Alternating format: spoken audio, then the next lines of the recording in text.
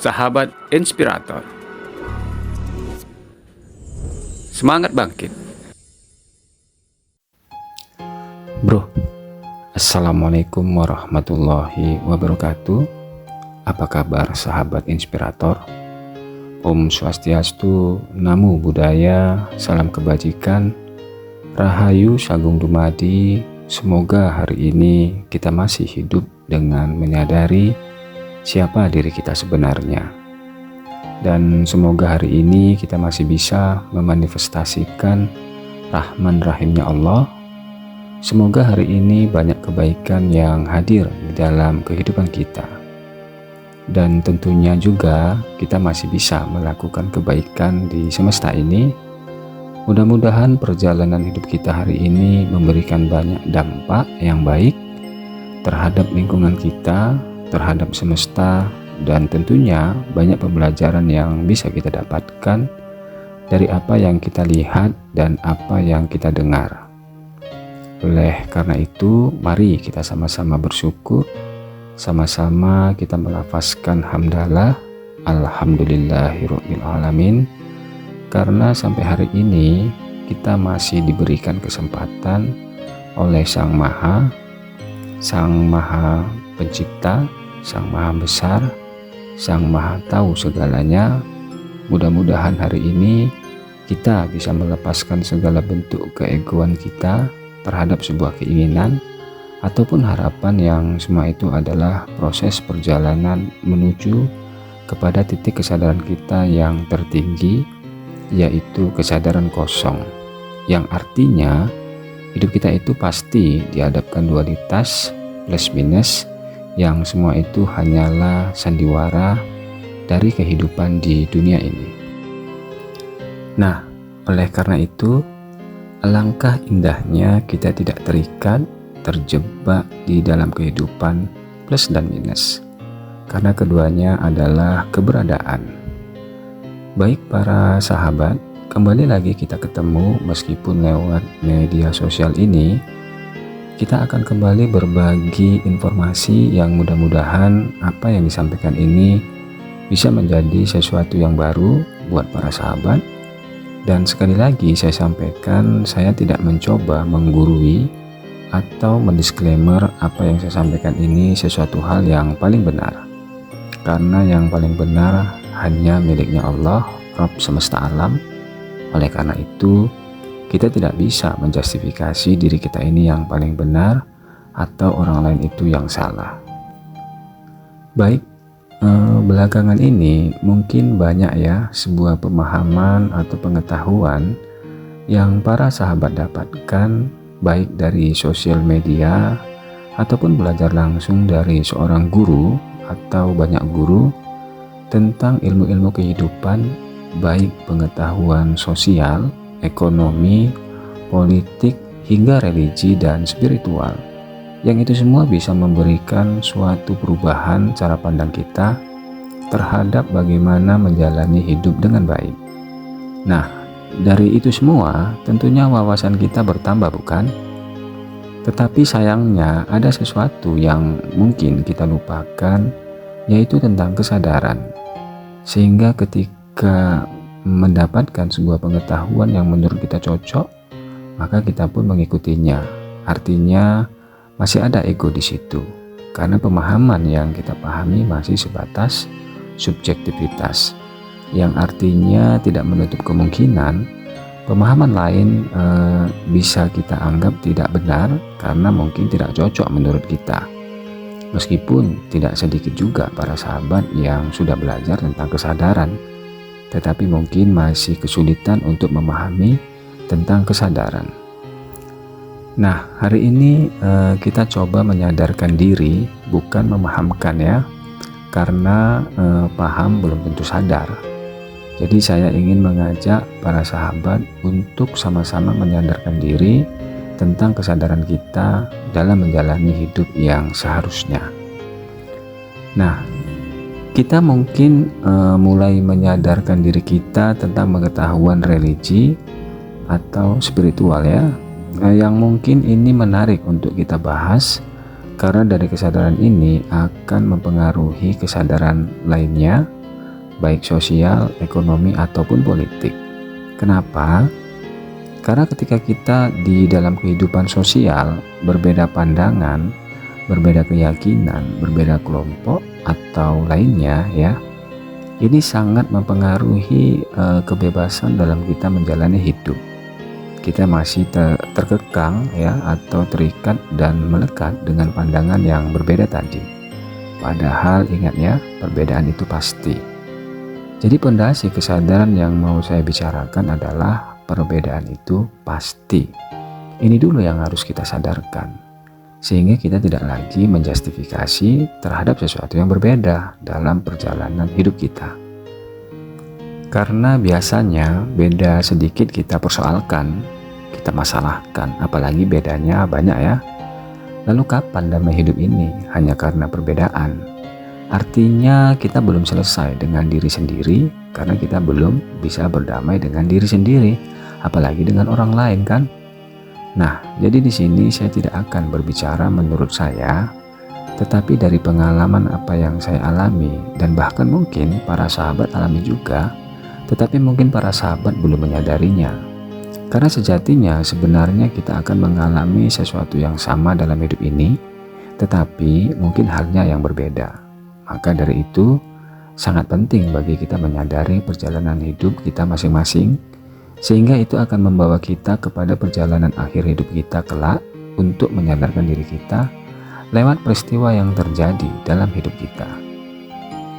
Baik, secara administrasi kita semua memiliki keyakinan ya, atau agama yang kita sebut ya sebagai identitas di masyarakat atau sosial kita, agar yang lain tahu kita ini siapa, kan begitu. Sehingga karena ini tanpa kita sadari juga ada subjektivitas atau keegoan yang luar biasa berjalan sepanjang hidup kita, yang akibatnya karena perbedaan identitas tersebut kita bisa ribut, bahkan bisa kita manfaatkan untuk kepentingan ekonomi atau politik, ya kan? Dan anehnya, meskipun identitas kita sama di dalam lembaran administrasi tersebut, tetapi ketika terjadi perbedaan pandangan, pemahaman, golongan, aliran, bahkan beda guru yang mengajarkan pengetahuan religi atau spiritual, kita bisa ribut juga, merasa paling benar hingga yang lain dianggap salah. Iya atau tidak? Kan ini bahaya. Tapi terjadi nggak ini dalam perjalanan hidup kita? Kita alami nggak ini? Kita alami kan? Berarti bukan cuma saya yang mengalami ini. Jadi setuju ya kalau saya katakan kita mengalami sesuatu yang sama dalam perjalanan hidup kita. Apakah mengalami melihat atau mendengar peristiwa tersebut, atau bahkan kita sendiri yang melakukannya. Nah, berbicara belajar tentang religi atau bahkan ilmu spiritual tentunya tidak lepas dari referensi yang menjadi pedoman dalam kita memahami sebuah ajaran. Kalau di Muslim menggunakan Al-Quran atau hadis sebagai pedoman dalam mempelajari ilmu religi, atau di non-Muslim Alkitab dan pedoman lainnya. Yang semua itu adalah harus saya katakan adalah kebenaran. Karena semua itu mengajarkan sesuatu yang benar tentang bagaimana kita menjalani hidup dan bahkan bagaimana kita mengenal Tuhan. Walaupun kita tetap bersikeras menganggap selain kita tidak benar, ya kan? Oke, sampai di sini kita akan hening sejenak untuk menyadari bahwa apa yang kita anggap kebenaran adalah menurut kita, atau memang kebenaran itu ya sudah merupakan eksistensinya dari sebuah ajaran. Terlepas benar tidaknya menurut pandangan yang subjektif, kan keduanya kebenaran, artinya itu realitasnya, bahwa realitas itu adalah sebuah kebenaran. Suka tidak suka, setuju tidak setuju, mau tidak mau, itu faktanya. Nah, kesadaran ini dulu yang harus kita hadirkan saat ini, tanpa terikat melekat dengan pandangan yang subjektif. Karena di balik subjektivitas ada sebuah ego yang tidak akan pernah membuat kita bisa menghadirkan kesadaran secara utuh. Oke, sampai di sini mulai sadar ya bahwa sebuah realitas itu adalah kebenaran. Nah, di sini saya akan mencoba mengambil satu ayat dari Quran, karena secara identitas saya adalah seorang muslim ya, sebagai referensi sebuah pemahaman yang mungkin harus kita sadari, sehingga tidak menjadi dogma atau doktrin bagi setiap kita yang pernah membacanya atau mendengarnya tanpa kita sadari maksud dan tujuan dari ayat tersebut. Karena akibat dari ego atau pemahaman yang subjektif, sehingga kita mengabaikan norma dan etika kita sebagai makhluk yang secara hakiki adalah makhluk mulia yang seharusnya tidak ada kepentingan atas nama apapun, atau tidak ada kebencian atau ketidaksukaan terhadap makhluk Allah yang lain jika kita menyadarinya. Nah, ayat tersebut yang mau kita bahas adalah di Quran surat Ali Imran atau surat ketiga ayat 32. Di situ Allah menyatakan, katakanlah, taatilah Allah dan Rasul. Jika kamu berpaling, maka sesungguhnya Allah tidak menyukai orang-orang kafir. Kira-kira apa ya maksud Allah? Baik, kita coba menyadarinya dulu untuk mengetahui maksud Allah tersebut tanpa pemahaman yang bersifat egosentrik. Tentunya paham ya maksud saya?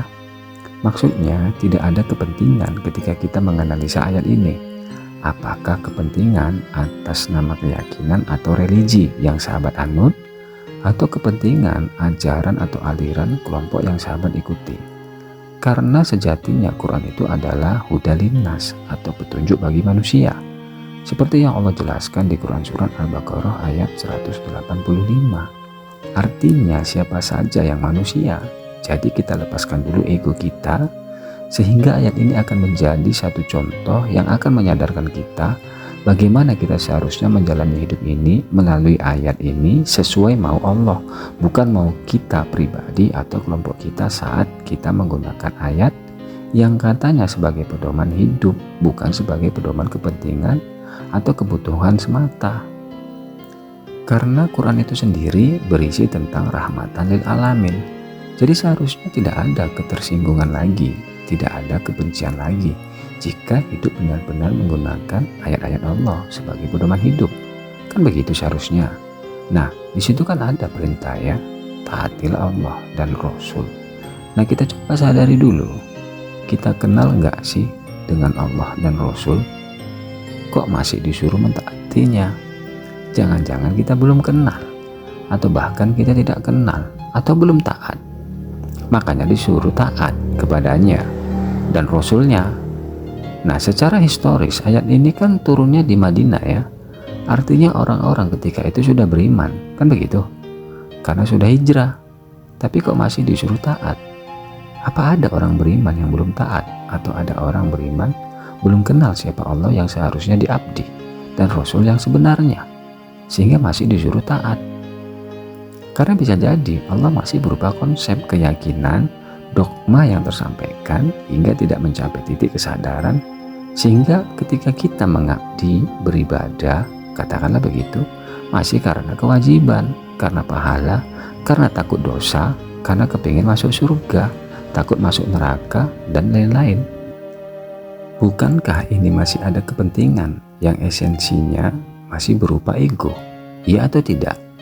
Sehingga seolah-olah ketika kita beribadah sudah taat, padahal belum. Kan Allah Maha tahu. Nah, kita disuruh juga taat Rasul. Jangan-jangan Rasul yang kita kenal itu adalah sosok, sehingga yang kita taati pun sosoknya. Jadi kalau demikian, bagaimana dengan kita yang hidup sekarang nggak pernah ketemu dengan sosoknya Rasul? Katakanlah Rasul Muhammad. Jadi gimana itu? Bukankah masih konsep juga? Masih bayang-bayangan? Semu, maaf saya katakan demikian, bukan maksud menyinggung, tapi kalau boleh jujur, benar nggak yang saya katakan? Kalau kita taat kepada Allah dan Rasul, tidak dengan kesadaran, tetapi dengan keyakinan yang kita sendiri tidak dan belum mengenal sebenarnya apa dan siapa yang kita taati. Atau jangan-jangan hanya egosentrik yang jadi dalam diri kita, karena doktrin dan dogma keyakinan, sehingga membuat kita jadi tertutup terhadap realitas hidup ini. Artinya sama dengan kita taat kepada ego kita. Maka wajar kan tidak sedikit dari kita dengan keyakinan seperti itu menjadi pribadi atau kelompok yang merasa benar sendiri, hingga yang lain salah. Bukankah ini yang terjadi dalam kehidupan kita? Ini kan yang kita alami. Lalu Allah menegaskan melalui ayat itu, jika kamu berpaling, maka sesungguhnya Allah tidak menyukai orang-orang kafir. Nah, dari kesadaran yang sedang berlangsung saat ini, kamu termasuk yang taat atau yang berpaling? Ingat loh, Allah tidak menyukai orang-orang kafir. Apa kafir itu yang non-muslim? Bukankah ini masih ego kalau yang dipahami seperti ini? Kan sudah jelas Quran itu hudalinnas, petunjuk bagi manusia, bukan petunjuk muslim atau orang-orang Islam. Maaf ya, saya sampaikan seperti ini karena kan itu realitasnya. Ayat Allah berkata, jadi Quran itu bukan untuk identitas yang tercantum di sebuah lembaran administrasi, tapi petunjuk semua manusia. Bukankah begitu hebatnya, begitu luar biasanya, begitu mulianya, begitu indahnya, begitu adilnya Allah menyatakan firman-Nya lewat Quran sebagai petunjuk manusia tanpa ada batasan. Kok kita sekarang yang membatasi diri? Kok kita merasa paling benar, merasa paling tahu, merasa paling beriman, merasa paling taat? Itu buktinya ayat itu menjelaskan. Jadi siapa sih kafir? Bukankah kafir itu berasal dari kata kafaro, yang kalau dalam bahasa Inggris itu cover, artinya menutup. Jadi si kafir adalah orang yang tertutup, atau istilah lain disbeliever, orang yang tidak yakin atau tidak percaya. Oke, akan kita buka kesadaran kita untuk memaknai kata kafaro atau si kafir tersebut. Kalau kita maknai sebagai orang yang tertutup atau orang yang tidak yakin, pertanyaannya, tertutup dengan apa? Tidak yakin dengan apa? Kan begitu. Terkadang kita masih tertutup nggak dengan sesuatu yang baru, katakanlah ilmu baru yang kita dapat dari seseorang yang mungkin berbeda dengan kita. Apakah berbeda pandangan, berbeda golongan, kelompok, aliran, atau bahkan beda keyakinan yang kita anggap tidak benar. Padahal informasi yang kita dapat dari siapapun bisa jadi sebuah pengetahuan tentang kesadaran diri, bagaimana seharusnya kita menjalani hidup ini. Karena Allah itu kan maha tahu. Kok terkadang kita yang jadi sok tahu? Kalau itu tidak benar, inilah yang kamu anggap benar. Bukankah esensi dari semua pengetahuan adalah dari Allah? Karena Allah itu maha tahu. Lalu dari mana cara Allah memberitahukan apa yang tidak kamu ketahui? Sehingga kamu jadi tahu, kalau enggak dari manusia yang dia ciptakan sebagai khalifah atau menyampaikan pesannya atau sebagai jembatan untuk memanifestasikan ilmunya agar kamu berpikir dan menyadari. Tapi faktanya kan kamu tertutup terhadap sesuatu hal yang menurutmu tidak cocok bagi kamu. Bukankah itu namanya mengkafiri sesuatu yang hadir dalam hidup? Apakah itu pengetahuan yang sebenarnya untuk meningkatkan kesadaranmu dalam menjalani hidup ini? Sama dengan kamu tidak meyakini atau tidak mempercayai bahwa apa yang hadir dalam hidupmu adalah kehendak Allah. Suka tidak suka, setuju tidak setuju, kan seharusnya diterima, karena itu realitasnya. Kamu tidak bisa mengingkarinya, tapi faktanya tidak sedikit kan kita menolak jika sesuatu yang hadir pada kita itu tidak sesuai mau kita atau harapan kita. Lalu kamu anggap kamu sudah beriman, kamu anggap kamu sudah taat.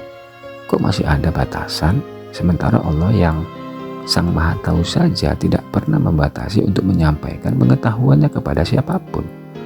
Dari sini sadar nggak sebenarnya kita benar-benar taat kepada Allah dan Rasul, atau masih pada ego kita sendiri atau kelompok kita sendiri sehingga merasa benar sendiri?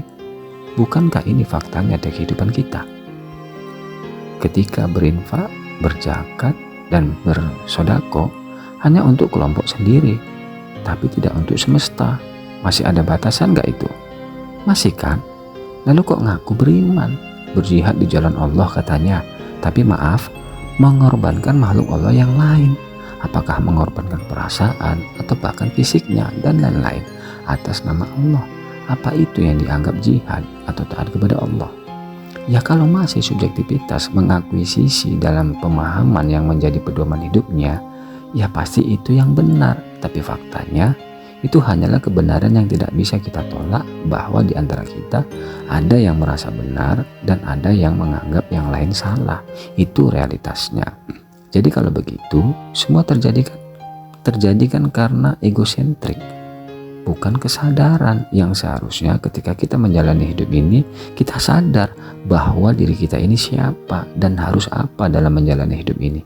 Karena tugas kita bukan menjadi pribadi atau kelompok merasa paling benar atau hidup hanya menjustifikasi orang lain.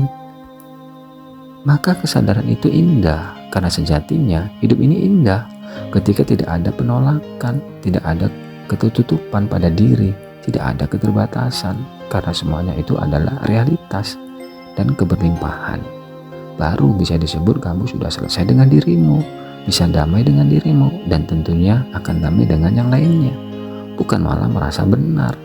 Baik para sahabat, mudah-mudahan video ini bisa menjadi pengetahuan baru tentang kesadaran kita, bagaimana seharusnya kita menjalani hidup dengan baik, yang seharusnya kita bisa sinkron dengan semesta dan lingkungan kita. Terima kasih. Wassalamualaikum warahmatullahi wabarakatuh.